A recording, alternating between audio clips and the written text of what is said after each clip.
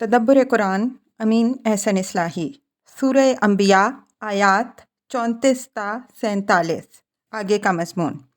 پیچھے آیت 8 پر ایک نظر ڈال لیجئے۔ بات یہاں سے چلی تھی کہ مخالفین اس بنیاد پر حضرت صلی اللہ علیہ وسلم کا مذاق اڑا رہے تھے کہ آپ صلی اللہ علیہ وسلم رسول کس طرح ہو سکتے ہیں، جبکہ آپ صلی اللہ علیہ وسلم بھی اسی طرح کے بشر ہیں جس طرح عام آدمی ہوتا ہے، اور مال و جاہ کے اعتبار سے بھی آپ صلی اللہ علیہ وسلم کو کوئی امتیاز حاصل نہیں۔ پھر وہ یہ کہتے کہ اگر ہم سے اپنی رسالت تسلیم کرانی ہے تو آپ کوئی ایسی نشانی دکھائیں جو یہ ثابت کر دے کہ فی الواقع آپ کی بات سچی ہے۔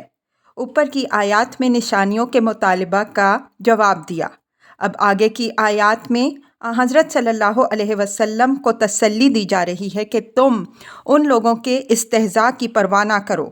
اب وقت آ رہا ہے کہ یہ تمہاری ہر بات کی صداقت اپنی آنکھوں سے دیکھ لیں، اور ان کی یہ ساری اکڑ فوراً ختم ہو جائے گی۔ اس روشنی میں آیات کی تلاوت فرمائیے۔ اعوذ باللہ من الشیطان الرجیم، بسم اللہ الرحمن الرحیم۔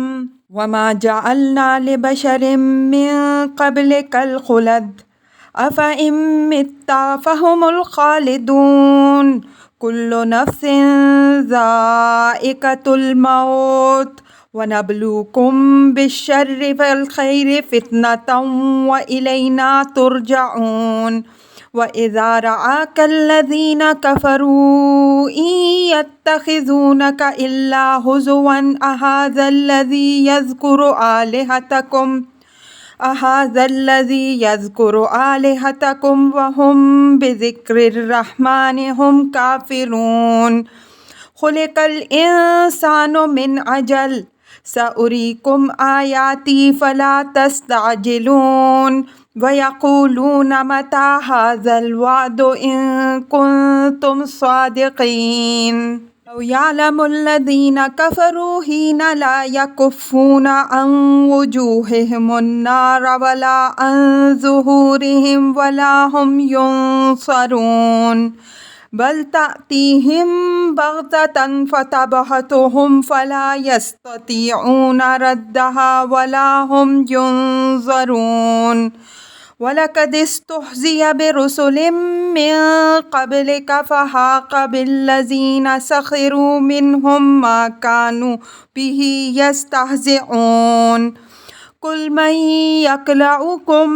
بِاللَّيْلِ وَالنَّهَارِ مِنَ الرَّحْمَٰنِ بَلْ هُمْ عَن ذِكْرِ رَبِّهِم مُّعْرِضُونَ أَمْ لَهُمْ آلِهَةٌ تَمْنَعُهُم مِّن دُونِنَا لا يستطيعون نصر أنفسهم ولا هم منا يصحبون بل متعنا هؤلاء وآباءهم حتى طال عليهم العمر أفلا يرون أنا نأتي الأرض ننقصها من أطرافها أفهم الغالبون قل انما انذركم بالوحی ولا يسمع الصم الدعاء اذا ما ينذرون ولئن مستهم نفحة من عذاب ربك ليقولن يا ويلنا إنا كنا ظالمين وَنَضَعُ الْمَوَازِينَ الْقِسْطَ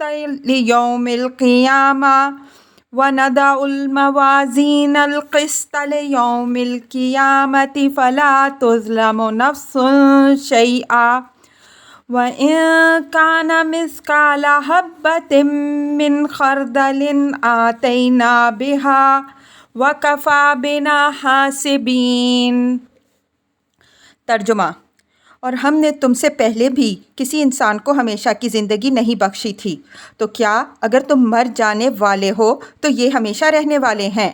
ہر جان کو موت کا مزہ لازماً چکھنا ہے، اور ہم تم لوگوں کو دکھ اور سکھ دونوں سے آزما رہے ہیں پرکھنے کے لیے، اور ہماری ہی طرف تمہاری واپسی ہونی ہے۔ اور یہ لوگ جنہوں نے کفر کیا جب تم کو دیکھتے ہیں تو بس تم کو مذاق بنا لیتے ہیں، کہتے ہیں اچھا یہی ہے جو تمہارے معبودوں کی عجب کرتا ہے، اور حال یہ ہے کہ یہ خدائے رحمان کے ذکر کے منکر ہیں۔ انسان عجلت کے خمیر سے پیدا ہوا ہے، تو میں تم لوگوں کو عنقریب اپنی نشانیاں دکھاؤں گا، تو تم مجھ سے جلدی نہ مچاؤ۔ اور یہ کہتے ہیں کہ یہ وعدہ کب پورا ہوگا؟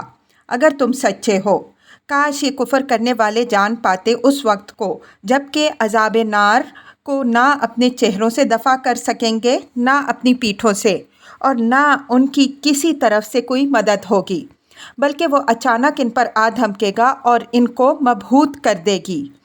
نہ وہ اس کو دفع کر سکیں گے اور نہ ان کو مہلت ہی ملے گی۔ اور تم سے پہلے بھی رسولوں کا مذاق اڑایا گیا، تو جن لوگوں نے ان میں سے مذاق اڑایا ان کو اس چیز نے گھیر لیا جس کا وہ مذاق اڑاتے رہے۔ ان سے پوچھو کہ رات اور دن خدائے رحمان کی پکڑ سے کون تمہاری حفاظت کر رہا ہے؟ بلکہ یہ لوگ اپنے رب کی تنبیہ سے روگردانی کر رہے ہیں۔ کیا ان کے لیے ہمارے سوا کچھ اور معبود ہیں جو ان کو بچا لیں گے؟ نہ وہ خود اپنی مدد کر سکیں گے اور نہ ہمارے مقابل میں ان کی کوئی حمایت کی جا سکے گی۔ بلکہ اصل بات یہ ہے کہ ہم نے ان کو اور ان کے باپ دادا کو دنیا سے بہرہ مند کیا، یہاں تک کہ اسی حال میں ان پر ایک طویل مدت گزر گئی۔ تاہم کیا وہ دیکھ نہیں رہے ہیں کہ ہم زمین نے مکہ کی طرف اس کو اس کے اطراف سے کم کرتے ہوئے بڑھ رہے ہیں؟ تو کیا یہ لوگ غالب رہنے والے ہیں؟ کہہ دو میں تو تمہیں بس وہی کے ذریعے سے آگاہ کرتا ہوں، لیکن بہرے جب وہ خطرے سے آگاہ کیے جاتے ہیں پکار کو نہیں سنتے۔ اور اگر تمہارے رب کے عذاب کا کوئی جھونکا ان کی پہنچ جائے تو پکار اٹھیں گے کہ ہائے ہماری بدبختی، بے شک ہم اپنی جانوں پر ظلم ڈھانے والے تھے۔ اور قیامت کے دن ہم میزان عدل قائم کریں گے تو کسی جان پر ذرا بھی ظلم نہیں کیا جائے گا، اور اگر کسی کا رائی کے دانے کے برابر بھی کوئی عمل ہوگا تو ہم اس کو موجود کر دیں گے اور ہم حساب لینے کے لیے کافی ہیں۔ الفاظ کی تحقیق اور آیات کی وضاحت۔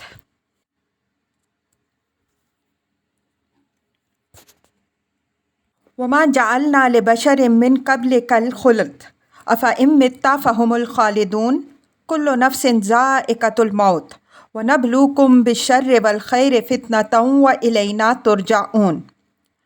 آیت 3 میں کفار کا آن حضرت صلی اللہ علیہ وسلم پر یہ اعتراض گزر چکا ہے کہ هَلْ هَٰذَا إِلَّا بَشَرٌ مِّثْلُكُمْ، یہ تو بس تمہارے ہی جیسا ایک بشر ہے، یعنی جس طرح تم کھاتے پیتے ہو اسی طرح یہ بھی کھاتے پیتے ہیں، اور جس طرح تم ایک دن مر جاؤ گے اسی طرح یہ بھی ایک دن مر جائیں گے، تو اپنے ہی جیسے ایک انسان کو نبی اور رسول ماننے کے کیا معنی؟ وہاں اس اعتراض کا جواب ایک دوسرے پہلو سے دیا ہے۔ یہاں اسی اعتراض سے پھر تعرض فرمایا اور اعتراض کرنے والوں کے ما فی الذہن پر ایک اور پہلو سے ضرب لگائی۔ فرمایا کہ نبی اور رسول ہونے کے لیے زندہ و جاوید ہونا ضروری نہیں۔ اگر تم کو موت آنی ہے تو تم سے پہلے ہر بشر، خواہ نبی ہو یا غیر نبی، یہ آئی ہے اور ہر ایک کو آئے گی۔ تم سے پہلے کوئی بھی ایسا نہیں گزرا ہے جو اس چیز سے محفوظ رہا ہو۔ اگر تم ایک دن وفات پاؤ گے تو یہ بھی ہمیشہ زندہ رہنے والے نہیں، یہ بھی لازماً ایک دن اس موت سے دوچار ہوں گے۔ یہ موت تو لازماً ہر بشر کو آنی ہے، اس کا مزہ تو ہر ایک کو چکھنا ہے۔ مطلب یہ ہے کہ ان کے اس اعتراض میں کوئی وزن نہیں ہو سکتا تھا، تو اس صورت میں جب یہ زندگی جاوداں لے کے آئے ہوتے، اس وقت تو یہ کہہ سکتے ہیں کہ بھلا ہم حیات ابدی کے مالک ایک فانی انسان کو کس طرح رسول مان لیں، لیکن جب یہ بھی فانی ہے تو آخر رسول ان کو کیوں غیر فانی مطلوب ہے؟ وَنَبْلُوكُم بِالشَّرِّ وَالْخَيْرِ فِتْنَةً وَإِلَيْنَا تُرْجَعُونَ، یہ اسی اعتراض کے ایک دوسرے پہلو کا جواب ہے۔ کفار جس طرح آپ صلی اللہ علیہ وسلم کے بشر ہونے پر معترض تھے، اسی طرح وہ یہ بھی کہتے تھے کہ اگر خدا کو کسی بشر ہی کو رسول بنانا ہوتا تو وہ مکہ یا طائف کے کسی رئیس کو رسول بناتا۔ ان کو کیوں رسول بناتا جو مال و جاہ سے محروم ایک غریب آدمی ہے؟ اس تان کا جواب قرآن نے مختلف پہلوؤں سے جگہ جگہ دیا ہے۔ یہاں بھی اسی کا جواب ایک نئے انداز سے دیا ہے۔ فرمایا کہ رسول کے لیے جس طرح مافوق بشر ہونا ضروری نہیں، اسی طرح اس کا صاحب مال و جائیداد ہونا بھی ضروری نہیں ہے۔ اس دنیا میں امارت نہ کسی کے مقرب الہی ہونے کی دلیل ہے، نہ غربت اس کے حقیر ہونے کی دلیل ہے۔ اس دنیا میں غربت و امارت، دکھ اور سکھ، رنج اور راحت صرف امتحان کے لیے ہیں۔ ان کے ذریعے سے اللہ تعالیٰ اپنے بندوں کی آزمائش کرتا ہے اور ان کے کھرے کھوٹے میں امتیاز فرماتا ہے۔ جب وہ کسی کو مال و جاہ دیتا ہے تو اس کے شکر کا امتحان کرتا ہے، اور جب فقر و غربت دیتا ہے تو اس کے صبر کا امتحان کرتا ہے۔ پھر سب کی واپسی خدا ہی کی طرف ہوگی، اور وہ فیصلہ فرمائے گا کہ کس نے کمایا اور کس نے کھویا۔ مال و دولت پا کر جو لوگ اپنے آپ کو خدا کا منظور نظر سمجھ بیٹھتے ہیں، یہاں تک کہ نبوت اور رسالت کو بھی اپنا اجارہ خیال کرنے لگتے ہیں، وہ بالکل برخود غلط ہیں۔ آیت میں لفظ فتنہ کو زمخشری رحمہ اللہ نے تاکید فعل کے مفہوم میں لیا ہے، لیکن میرے نزدیک یہ مفعول لہو ہے۔ میں نے ترجمہ میں اس کا لحاظ رکھا ہے۔ اس لفظ کی تحقیق سورہ طٰہٰ کی تفسیر میں بیان ہو چکی ہے۔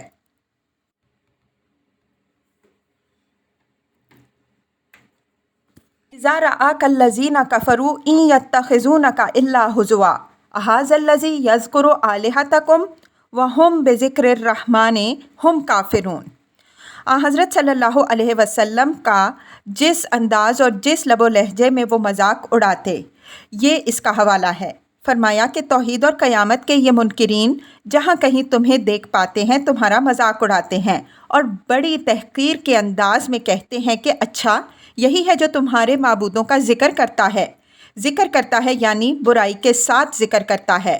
یذکر آلہتکم کے بعد بالسوء کا لفظ بربنائے غیرت و حمیت وہ حذف کر دیتے ہیں، گویا اپنے بتوں کے لیے برائی کا لفظ اپنی زبان پر لانا انہیں بطور نقل کفر بھی گوارا نہیں۔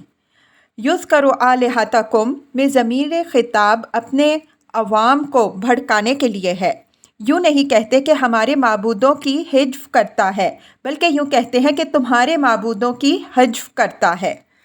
دونوں اسلوبوں کا فرق واضح ہے۔ وَهُمْ بِذِكْرِ الرَّحْمَٰنِ هُمْ كَافِرُونَ۔ فرمایا کہ مٹی اور پتھر کی بنی ہوئی مورتوں کے لیے تو ان کے اندر یہ غیرت و حمیت ہے کہ جہاں کہیں ہمارے رسول کو دیکھ پاتے ہیں جھاڑ کے کانٹوں کی طرح اس کے پیچھے پڑ جاتے ہیں، لیکن معبود حقیقی خدائے رحمان کے معاملے میں ان کی حس اس طرح مردہ ہو چکی ہے کہ اس کے لیے غیرت و حمیت تو درکنار، اس کے ذکر کے بھی روادار نہیں۔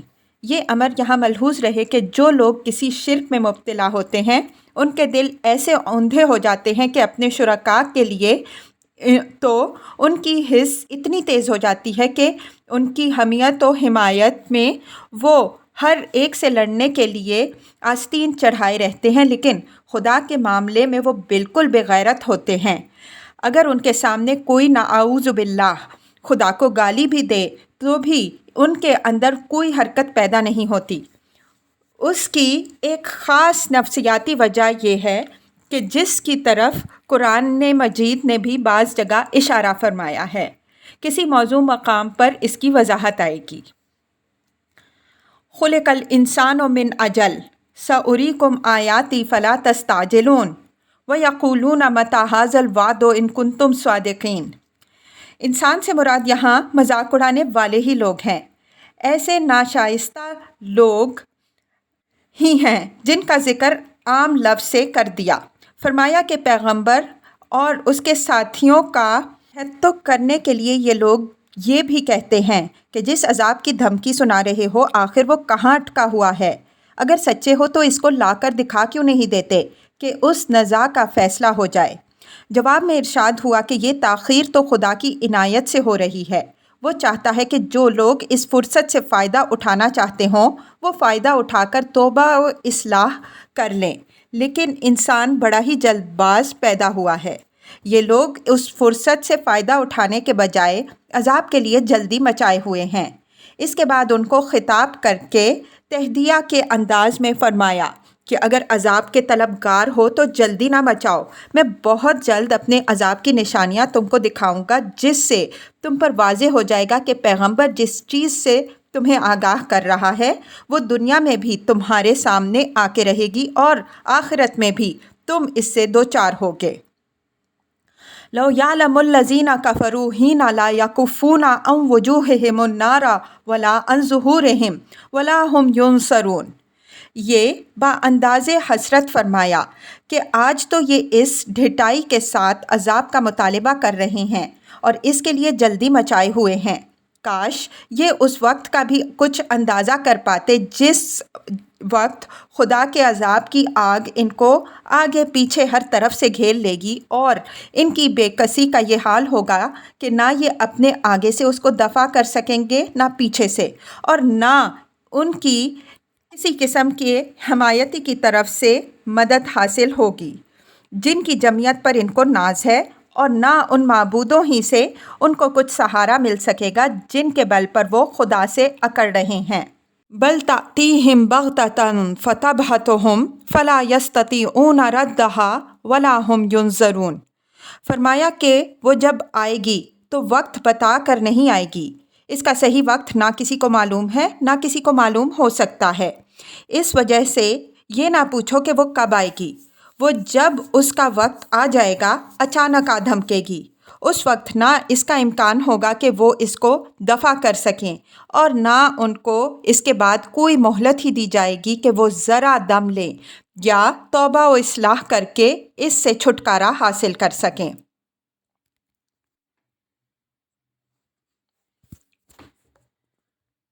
وَلَقَدِ اسْتُهْزِئَ بِرُسُلٍ مِّن قَبْلِكَ فَحَاقَ بِالَّذِينَ سَخِرُوا مِنْهُم مَّا كَانُوا بِهِ يَسْتَهْزِئُونَ۔ یہ حضرت صلی اللہ علیہ وسلم کی تسلی کے لیے تاریخ کا حوالہ ہے کہ تم سے پہلے اللہ کے جو رسول گزرے ہیں ان کے انداز دعوت کا بھی اسی طرح مذاق اڑایا گیا جس طرح تمہارے انذار کا مذاق اڑایا جا رہا ہے۔ بالآخر اس کا نتیجہ یہ نکلا کہ جب عذاب کا مذاق اڑایا گیا اس نے ان لوگوں کو آ گھیرا جنہوں نے اس کا مذاق اڑایا۔ مطلب یہ ہے کہ وہی روز بد تمہارے ان مذاق اڑانے والوں کے سامنے بھی آنے والا ہے۔ سخروا منہم سے یہ بات واضح ہوتی ہے کہ رسولوں کی تکذیب کے نتیجے میں ان قوموں پر فیصلہ کن عذاب آتا ہے۔ اس میں صرف وہی لوگ ہلاک ہوتے ہیں جو اپنی تکذیب پر اڑے رہ جاتے ہیں۔ اس سنت الہی کی طرف ہم دوسرے مقامات میں اشارے کر چکے ہیں۔ قُلْ مَن يَكْلُؤُكُم بِاللَّيْلِ وَالنَّهَارِ مِنَ الرَّحْمَٰنِ بَلْ هُمْ عَن ذِكْرِ رَبِّهِمْ مُعْرِضُونَ۔ فرمایا کہ عذاب کے لیے جو لوگ اتنی جلدی مچائے ہوئے ہیں ان سے پوچھو کہ اس سے بچنے کے لیے انہوں نے کیا بندوبست کر رکھا ہے۔ آخر رات اور دن خدائے رحمان کی پکڑ سے بچانے کے لیے ان کی کون حفاظت کر رہا ہے؟ خدا کا عذاب رات میں آ جائے یا دن میں، کوئی اس کو روکنے والا نہیں بن سکتا، تو اس تنتنے کے ساتھ جو یہ اس کا مطالبہ کر رہے ہیں اس کے مقابلے کے لیے ان کے پاس کون سا لشکر ہے؟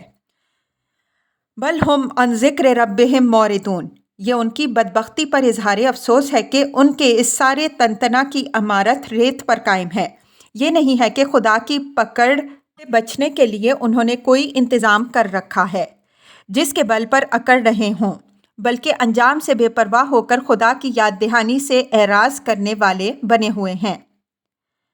ام لہم آلہۃ تمنعہم من دوننا لا یستطیعون نصر انفسہم ولا ہم منا یصبحون۔ یعنی کیا ان کی سرپرستی اور حفاظت کرنے کے لیے ہمارے سوا ان کے کچھ معبود ہیں جو ہماری پکڑ سے ان کو بچا لیں گے؟ اگر یہ اس طمع خام میں مبتلا ہیں تو انہیں یہ معلوم ہونا چاہیے کہ وہ ان کی مدد تو بھلا کیا کریں گے، خدا کے مقابل میں وہ خود اپنی بھی مدد نہ کر سکیں گے اور نہ کسی دوسرے ہی کی مدد اور رفاقت ان کو حاصل ہو سکے گی۔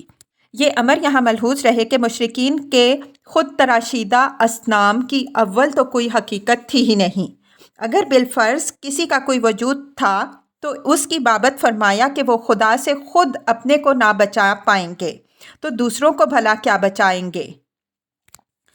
بل متعنا ہؤلاء وآباءہم حتی طال علیہم العمر افلا یرون انا نأتی الارض ننقصها من اطرافها افہم الغالبون۔ یہ ان کے اصل سبب استکبار و اعراض سے پردہ اٹھایا کہ ایک طویل مدت تک خدا کی نعمتوں سے بہرہ مند رہنے کا نتیجہ یہ نکلا کہ ان کے دل سخت سیاہ ہو چکے ہیں۔ یہ سمجھنے لگے ہیں کہ عزت و اقتدار جو ان کو حاصل ہے ان کے آباء و اجداد کا ورثہ ہے، یہ اس کے موروثی حقدار ہیں، اسی میں وہ پیدا ہوئے ہیں، اسی میں عیش کریں گے اور اسی کے وارث ان کے اخلاف ہوں گے۔ اس زعم باطل نے پیغمبر کے انذار سے ان کو بالکل بے پرواہ کر رکھا ہے۔ وہ سمجھتے ہیں کہ پیغمبر کی ساری تنبیہات محض ہوائیں ہیں، ان کے اقتدار کو کوئی چیلنج نہیں کر سکتا۔ ایک طویل مدت تک خدا کی نعمت سے بہرہ مند رہنے کا نتیجہ ناشکروں پر قساوت قلب ہی کی شکل میں ظاہر ہوا ہے۔ سورہ حدید میں اس کا ذکر یوں آیا ہے: وَلَا يَكُونُوا كَالَّذِينَ أُوتُوا الْكِتَابَ مِن قَبْلُ فَطَالَ عَلَيْهِمُ الْأَمَدُ فَقَسَتْ قُلُوبُهُمْ، اور ان لوگوں کی طرح بن کر نہ رہ جائیں جن کو اس سے پہلے کتاب دی گئی تو ان پر ایک طویل رات گزر گئی اور ان کے دل سخت ہو گئے۔ افلا یرون انا نأتی الارض ننقصها من اطرافها، الارض سے مراد یہاں سرزمین مکہ ہے۔ سورہ حج میں جہاں مسلمانوں کو یہ اجازت دی گئی ہے کہ وہ سرزمین حرم کو کفار کے تسلط سے آزاد کرانے کے لیے جہاد کریں، وہاں فرمایا ہے کہ الذین ان مکناہم فی الارض اقاموا الصلاۃ وآتوا الزکاۃ وامروا بالمعروف ونہوا عن المنکر وللہ العاقبۃ الامور۔ 41۔ ہم ان لوگوں کی مدد کریں گے جن کا حال یہ ہے کہ اگر ہم نے ان کو زمین میں تمکن کیا تو وہ نماز کا اہتمام کریں گے، زکوٰۃ ادا کریں گے، نیکی کا حکم دیں گے اور منکر سے روکیں گے، اور عاقبت کار کی کامیابی اللہ ہی کے اختیار میں ہے۔ قرینہ دلیل ہے کہ یہاں ارض سرزمین حرم ہی کے لیے آیا ہے۔ بعینیہ یہی مضمون سورہ رعد آیت 41 میں بھی بیان ہوا ہے، وہاں ہم وضاحت سے اس کے مختلف پہلوؤں میں روشنی ڈال چکے ہیں۔ آیت زیر بحث میں ان آثار کی طرف اشارہ فرمایا گیا ہے جو اس دور میں غلبہ اسلام کے لیے نمایاں ہو چکے تھے۔ مکہ میں حق و باطل کی جو کشمکش برپا تھی، اس میں مکہ کے حد تک تو حق ابھی مظلوم تھا، لیکن اطراف کے قبائل اور خاص طور پر مدینہ میں اسلام کی دعوت جڑ پکڑ رہی تھی، جس سے بتدریج یہ بات واضح ہو رہی تھی کہ کفر کا حیطۂ اقتدار کم ہو رہا ہے اور اسلام مکہ کے اطراف سے مکہ کو زیر نگین کرنے کے لیے اس کو آہستہ آہستہ اپنے گھیرے میں لے رہا ہے۔ اسلام کے اسی تدریجی غلبہ کی طرف اشارہ کرتے ہوئے فرمایا کہ کیا یہ لوگ دیکھ نہیں رہے ہیں کہ ہم اطراف مکہ سے ان لوگوں کے تسلط کو بتدریج کم کرتے ہوئے مکہ کی طرف بڑھ رہے ہیں۔ افہم الغالبون، یعنی یہ قرائن اس بات کی شہادت دے رہے ہیں کہ اس کشمکش کے نتیجے میں یہ غالب رہیں گے، یا اس بات کی شہادت دے رہے ہیں کہ اسلام اور اس کے علمبردار غالب رہیں گے۔ اگر کوئی نشانی ہی مطلوب ہے تو یہ لوگ ان آثار کو کیوں نہیں دیکھتے جو ان کے اپنے اطراف میں نمایاں ہو رہے ہیں۔ قُلْ إِنَّمَا أُنذِرُكُمْ بِالْوَحْيِ وَلَا يَسْمَعُ الصُّمُّ الدُّعَاءَ إِذَا مَا يُنذَرُونَ وَلَئِن مَّسَّتْهُمْ نَفْحَةٌ مِّنْ عَذَابِ رَبِّكَ لَيَقُولُنَّ يَا وَيْلَنَا إِنَّا كُنَّا ظَالِمِينَ۔ فرمایا کہ جو لوگ تم سے کسی نشانی عذاب کا مطالبہ کر رہے ہیں، ان سے کہہ دو کہ میں تو تم کو کسی اس طرح کی نشانی کے بجائے صرف وحی کے ذریعے سے متنبع کر رہا ہوں تاکہ تم کسی آفت میں مبتلا ہونے کے بجائے اپنی عقل و بصیرت سے کام لے کر خدا کے غضب سے بچنے کی فکر کرو۔ یہ چیز تمہارے لیے نافع اور شکر کی سزاوار تھی، لیکن تم اس کی قدر کرنے کے بجائے اپنی شامت کو دعوت دے رہے ہو۔ وَلَا يَسْمَعُ الصُّمُّ الدُّعَاءَ إِذَا مَا يُنذَرُونَ۔ یہ پیغمبر صلی اللہ علیہ وسلم کو تسلی ہے کہ اگر یہ لوگ اس نعمت کی قدر نہیں کر رہے تو یہ ان کی اپنی محرومی ہے۔ یہ عقل و دل کے بہرے ہیں، اور جو بہرے ہوتے ہیں وہ جب کسی خطرے سے آگاہ کیے جاتے ہیں تو دائی کی پکار کو نہیں سنا کرتے، یہاں تک کہ وہ اس کھڈ میں گر جاتے ہیں انہیں آگاہ کیا جاتا ہے۔ وَلَئِن مَّسَّتْهُمْ نَفْحَةٌ إِلَى الْآيَةِ، یعنی آج تو یہ اس ڈھٹائی کے ساتھ عذاب کا مطالبہ کر رہے ہیں، گویا وہ اس سے نبرد آزما ہونے کے لیے جملہ اسلحہ سے لیس کھڑے ہیں، لیکن ان کی یہ ساری مشیخت صرف اسی وقت تک کے لیے ہے جب تک وہ نمودار نہیں ہوتا۔ اگر قہر الہی کا کوئی ادنا جھونکا بھی کسی طرف سے آ گیا تو یہ ساری مشقت ہرن ہو جائے گی۔ یہ پھر سر پیٹیں گے کہ ہائے ہماری بدبختی، ہم خود اپنی جانوں پر آفت ڈھانے والے بنے کہ ہم نے رسول کی وحی سے فائدہ اٹھانے کے بجائے اس سے عذاب کا مطالبہ کیا۔ نفحتن کی تنکیر یہاں اس بات کو ظاہر کر رہی ہے کہ خدا کا عذاب تو بڑی چیز ہے، اگر اس کا کوئی معمولی جھونکا بھی ان کو چھو گیا تو ان کے سارے بل نکال دے گا۔ وَنَضَعُ الْمَوَازِينَ الْقِسْطَ لِيَوْمِ الْقِيَامَةِ فَلَا تُظْلَمُ نَفْسٌ شَيْئًا وَإِنْ كَانَ مِثْقَالَ حَبَّةٍ مِّنْ خَرْدَلٍ أَتَيْنَا بِهَا وَكَفَىٰ بِنَا حَاسِبِينَ۔ الموازین القسط لیوم القیامہ میں لام کو مفسرین نے فی کے معنی میں لیا ہے، لیکن میرے نزدیک یہ غایت و مقصد کے مفہوم میں ہے، یعنی مقصد قیامت کے ظہور کے لیے ہم عدل کی میزان نصب کریں گے۔ یہ امر ملحوظ رہے کہ قیامت بجائے خود مقصود نہیں ہے، بلکہ یہ خدا کے عدل و انصاف کے ظہور کے لیے لازمی ہے۔ وَإِنْ كَانَ میں کانا کا اسم بربنائے وضاحت کرینہ محذوف ہے، اور اتینا بہا میں ضمیر مؤنث حبہ کی مناسبت سے ہے۔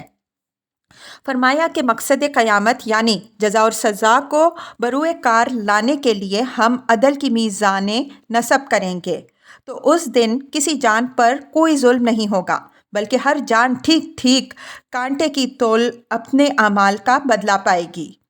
رائی کے دانے کے برابر بھی کسی کا کوئی عمل ہوگا تو ہم اس کو بھی اس کے سامنے حاضر کر دیں گے۔ وَكَفَىٰ بِنَا حَاسِبِينَ ہم حساب لینے کے لیے کافی ہیں، یعنی اس کام میں ہمیں کسی کی مدد و معاونت کی ضرورت نہیں ہوگی، ہم تنہا اس کو سر انجام دیں گے۔ اگر کسی نے یہ گمان کر رکھا ہے کہ یہ ساری خدائی کا حساب کتاب ہم کس طرح کر سکیں گے تو یہ اس مغالطے میں نہ رہے، اور اگر کوئی اس وہم میں مبتلا ہے کہ خدا کسی کے باب میں اس کے مزعومہ شرکاء اور شفعاء سے کچھ معلومات حاصل کرنے کا محتاج ہوگا تو یہ بھی محض ایک واہمہ ہے۔ سورہ لقمان میں یہی مضمون اس طرح بیان ہوا ہے۔ یا بنیا انہا ان تک مثقال حبۃ من خردل فتکن فی صخرۃ او فی السماوات او فی الارض یأتی بہا اللہ ان اللہ لطیف خبیر۔